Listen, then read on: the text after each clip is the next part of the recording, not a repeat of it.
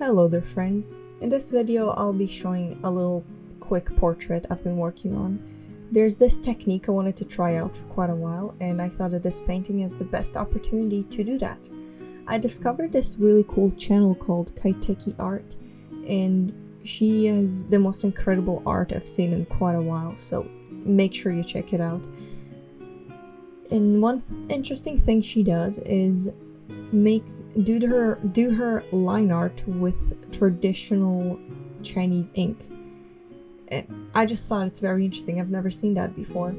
And I guess one advantage it has over like pencil or pen is that first of all it can keep it gray, and second of all it doesn't fade. Like often when I paint with watercolors and have like a gray line art, pencil line art, it starts fading underneath all the layers of watercolor. So I wanted to try that out and it turned out amazing. Like the ink really stayed in place and it was a great guideline to where all the colors are supposed to be and all the shapes. It didn't fade and in the end it just looked really natural with the watercolors. Maybe because it like generally looks like brush strokes and not, I don't know, pen lines. I think it mixed really well with my style. And I'm just so happy I got to try this technique out. So thank you so much, Kaiteki Art, for showing this technique. Thank you.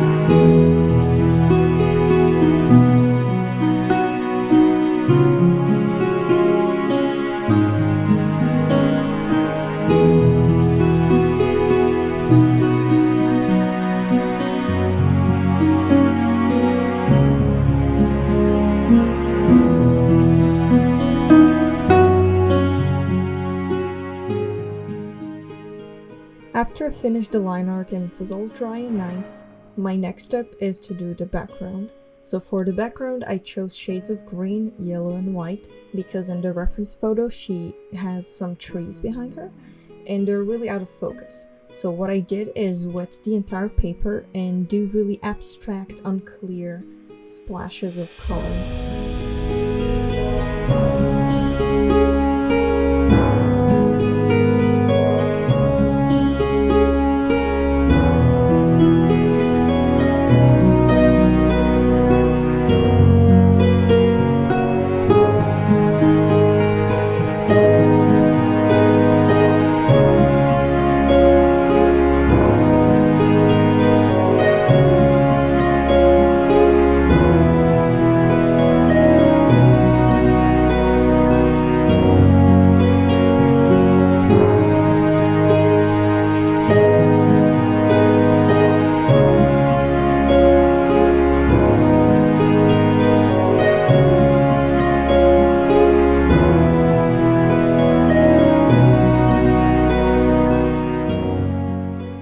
Once the background is done, I could move on to the next step, which is her face and her clothes. Mixing skin color is one of the scariest steps for me because I just find it more complicated than pretty much anything else. Skin colors are very diverse, and not only in just like shades, but also the way they reflect light. Every skin behaves in a very different way. So it's really about observation and catching these little details. In some areas of the face it will be blue and some it's red, a little bit green and yellow. And it's just a lot of like balancing these colors, making sure that they work together. And like I'm gonna admit it's not the easiest thing ever. In this painting I had to really watch out for the green and yellow, making sure that I don't overdo it. At the same time, making sure that I don't underdo it, because it will just look like she doesn't belong in the entire composition if her face is just clear, like flesh tones. She needs a little bit of the environment to reflect off of her face, if you know what I mean. Usually, like a little bit of the light around you will be seen on your face. So if you're like in or surrounded by green trees, your face might look a little bit green on photographs, or like if it's blue around, your face might be a little bit blue. So that's something I definitely had to watch out for. And also with watercolors, like, I think it's easier and also harder at the same time. Like, it's easier because of all the layering aspect. They're all transparent, so you can do a lot of layers and really play with these colors while you layer them. God, I'm so bad at explaining, I'm sorry. But also it's a little harder because if you make a mistake, it will just be visible, because transparent, yay! Painting the shirt was lots of fun. It's blue with little flowers, so I did tiny dots with light purple and green, and some areas I left white. And because the shirt is not the focus of the painting, I could go crazy and just completely throw realism out of the window.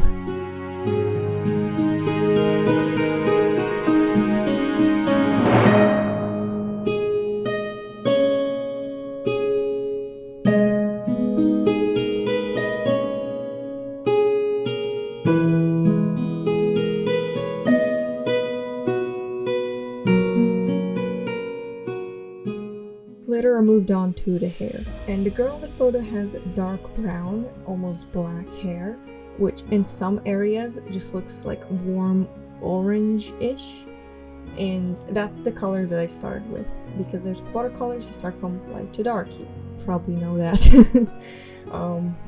Yeah, so I start from the warm light color and then slowly worked my way to the darker shades.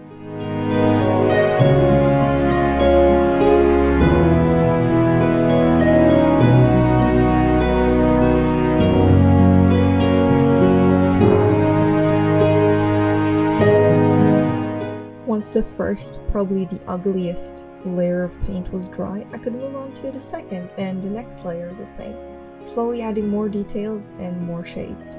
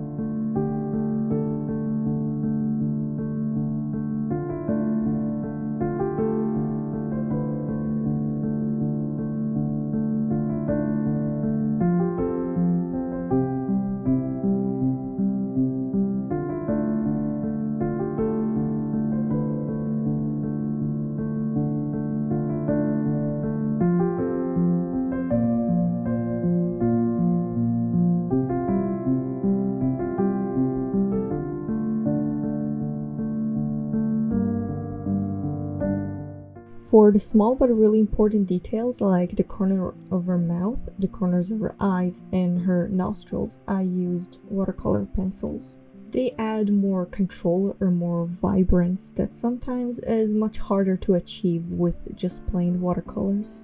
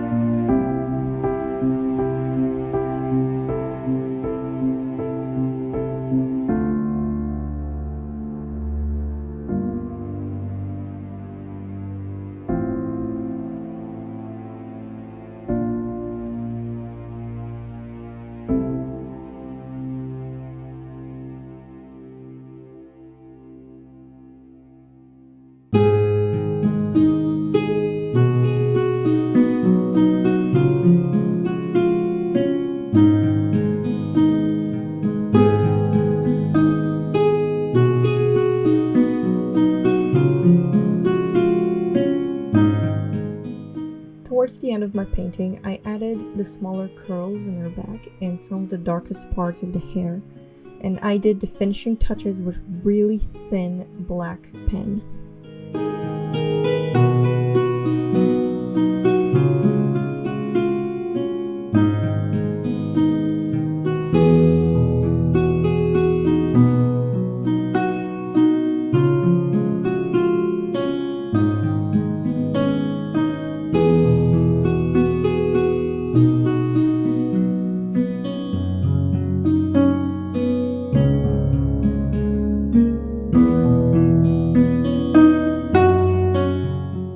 I really enjoyed working on this portrait.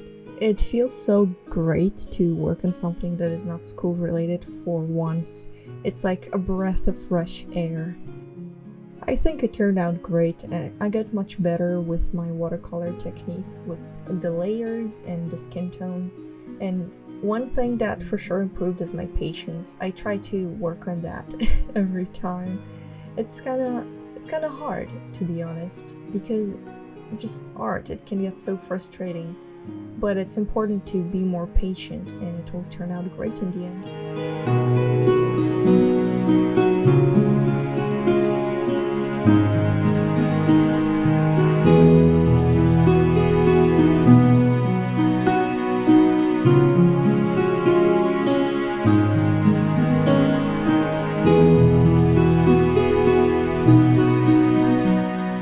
So that's it for this video and for this painting. I know it's not like the most information-packed and most exciting one, and also I realized that my upload schedule is absolutely terrible. But right now I'm gonna go study a little bit and then cry in the corner because midterms are right here and honestly I don't feel like I'm ready. See you later! Bye bye!